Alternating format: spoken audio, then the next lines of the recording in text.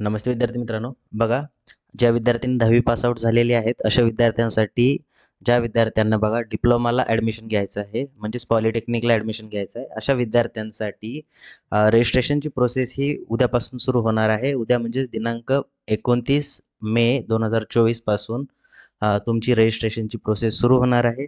त्याची शेवटची डेट आहे बघा 25 जून 2024. तर याच्या दरम्यान तुम्हाला काय काय करायचं आहे, तर तुमचं रजिस्ट्रेशन करून घ्यायचं आहे.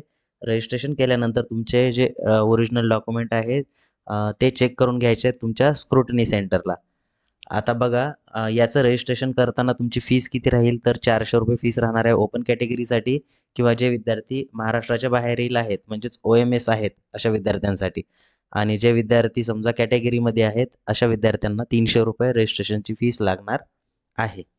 ठीक आहे. आता हे झालं रजिस्ट्रेशन फीसबाबत. विद्यार्थी मित्रांनो, तुम्हाला बघा स्क्रुटिनी म्हणजे काय, तर तुमचे डॉक्युमेंट व्हेरिफिकेशन कुठं करायचं आहे. तर तुम्हाला दोन प्रकार या ठिकाणी दोन पर्याय उपलब्ध करून दिलेले आहेत. स्क्रुटिनी. स्क्रुटिनी म्हणजे काय, तर तुम्ही घरी बसल्या रजिस्ट्रेशन करू शकता आणि घरूनच तुम्ही व्हेरिफिकेशनसाठी या स्क्रुटिनीचा वापर करून तुम्ही व्हेरिफिकेशन तुमचे डॉक्युमेंट करू शकता ऑनलाईन पद्धतीनं. ठीक आहे. आता या स्क्रुटिनीमध्ये काय असतं, की तुम्ही रजिस्ट्रेशन केल्यानंतर ऑटोमॅटिक बाय डिफॉल्ट तो महाराष्ट्रातील कोणत्याही सेंटरवरती तुमचा फॉर्म पाठवला जातो.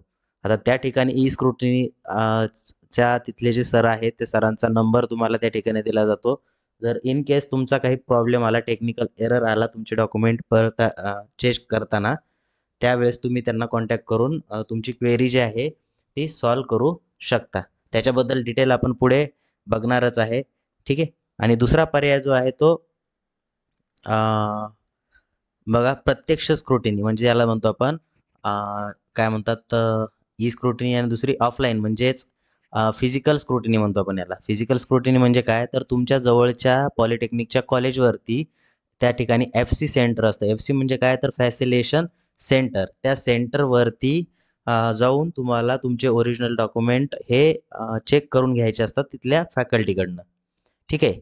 आता ही प्रोसेस जी आहे ही कशी आहे, की जवळच्या जवळ राहील तुमच्या, आणि काही क्वेरी जर असेल तर हातोहात तुमची सॉल्व्ह केली जाईल. स्क्रुटिनीमध्ये तुम्हाला काय करावं लागतं, तर म्हणजे त्यांना रिक्वेस्ट पाठवावी लागते, अनलॉक करा फॉर्म. त्यानंतर परत तुम्हाला फॉर्म क्वेरी सॉल्व्ह करून परत लॉक करावा लागतो. परत तिकडे जातो. काही क्वेरी आली तर परत आणखी सॉल्व्ह करावं लागतात.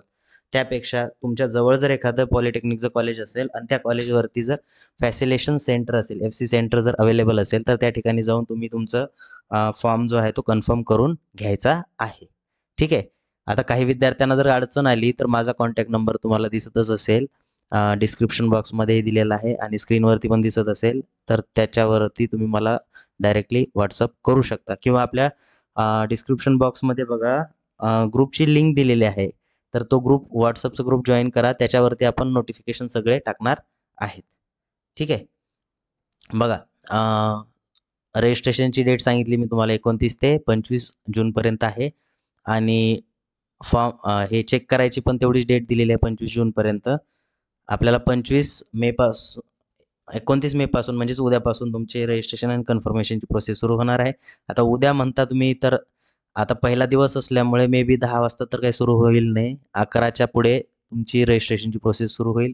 कदाचित आता लास्ट इयरला काय झालं होतं, तर दुपारी सुरू झालेली होती प्रोसेस. त्यामुळे उद्याच्या दिवस तुम्ही वाट पाहिली तरी चालते. परवाच्या दिवसापासून तुम्ही रजिस्ट्रेशन करू शकता. त्यानंतर बघा तुम्हाला काय होतं, व्हेरिफिकेशन झाल्यानंतर 27 जूनला काय केलं जातं, तर त्या ठिकाणी प्रोव्हिजनल मेरिट लिस्ट डिस्प्ले केली जाते. प्रोव्हिजनल मेरिट लिस्ट म्हणजे काय, तर या तारखेपर्यंत 25 जूनपर्यंत ज्या विद्यार्थ्यांनी डिप्लोमासाठी रजिस्ट्रेशन केलेलं आहे अशा विद्यार्थ्याची मेरिट लिस्ट लागलेली असते, है ना, मेरिट लिस्ट. तर तुमच्या जे ॲडमिशन असते तुमचं कशावरती डिपेंड असतं, तर पर्सेंटेजवरती नसतं, तर तुमच्या मेरिट नंबरवरती डिपेंड असतं, है ना. त्यामुळे विद्यार्थी मित्रांनो, हे मेरिट लिस्टमध्ये तुमचं नाव येणं खूप आवश्यक आहे. या मेरिट लिस्टमध्ये जर तुमचं नाव आलं नाही तर तुम्ही कॅप राऊंडच्या बाहेर जाल. ठीक आहे. त्यामुळे बघा, आता या मेरिट लिस्टमध्ये काय होऊ शकतं, एखादा कॅटेगरीचा विद्यार्थी आहे तो ओपनमधून येऊ शकतो. कशामुळे, कारण त्याच्याकडे डॉक्युमेंट नसेल व्हेरिफिकेशन करायला. त्यामुळे आता याच्यामध्ये जर ओपनमध्ये आला असेल, तुम्ही कॅटेगरीचे असाल, तर तुम्हाला ती क्वेरी सॉल्व्ह करायसाठी 3 दिवस देतात, 28, 29 आणि 30 जून. या 3 दिवसामध्ये तुमचं जर इनकम्प्लीट डॉक्युमेंट असेल कोणतं, तर त्या FC सेंटरवरती जाऊन तुम्हाला ते डॉक्युमेंट सबमिट करायचं आहे. त्याच्यानंतर बघा 2 सप्टेंबरला, जुलै 2 जुलैला फायनल मेरिट लिस्ट लागेल. आता एकदा फायनल मेरिट लिस्ट लागली की त्याच्यानंतर तुमची रजिस्ट्रेशनमध्ये काही चेंज होणार नाही किंवा परत रजिस्ट्रेशन करायचं म्हटलं तरी होणार नाही. एकदा तुमचा फायनल मेरिट लिस्टमध्ये नंबर आला म्हणजे तुम्ही कॅप प्रोसेसमध्ये एंटर करता. ठीक आहे. त्याच्यानंतर पुढे cap round 1, cap round 2, cap round 3 अशी प्रोसेस असते. त्याच्यावरती आपण डिटेल व्हिडिओ नंतर बनवणारच आहे, है ना. आता हे झालं, तुम्हाला सांगितलं मी रजिस्ट्रेशन सुरू झालेलं आहे, बरोबर आहे. तर याच्यासाठी आता बघा डॉक्युमेंट्स कोणते लागत आहे नेमके, बरोबर. तर डॉक्युमेंट्स मी तुम्हाला 2 मिनिटामध्ये सांगून देतो. तर बघा या ठिकाणी स्क्रीनवरती तुम्हाला दिसत असेल, पहिलं डॉक्युमेंट आहे कास्ट सर्टिफिकेट. जर तुम्ही कास्ट म्हणजेच कॅटेगरीमध्ये असाल तर तुम्हाला कास्ट सर्टिफिकेट लागतं. ठीक आहे. जर कॅटेगरीमध्ये नसाल तर याची गरज नाही.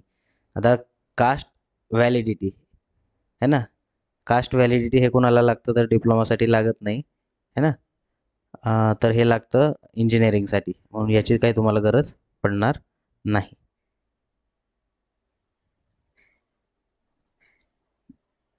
त्यानंतर येतं बघा नॉन क्रिमिलियर. जे विद्यार्थी कॅटेगरीचे आहेत त्यांना नॉन क्रिमिलियर लागतं.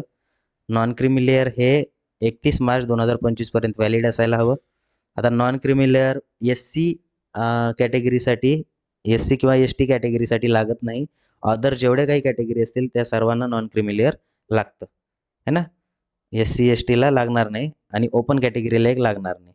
बाकी जे विद्यार्थी कॅटेगरीमध्ये आहेत, OBC असेल, NT, VJ है ना, SBC या सर्वांना नॉन क्रिमिलियर लागेल.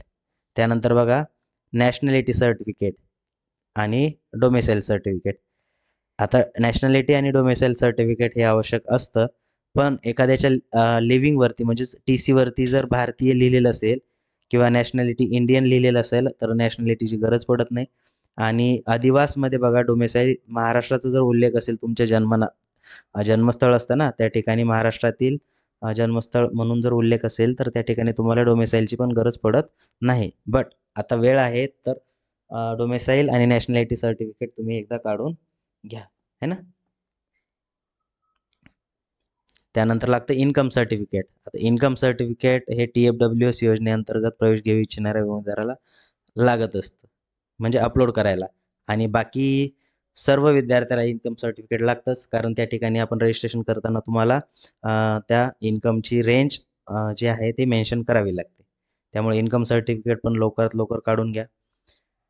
त्यानंतर EWS सर्टिफिकेट म्हणजेच काय तर इकॉनॉमिकल विकर सेक्शन, म्हणजे आर्थिकदृष्ट्या दुर्बल घटक.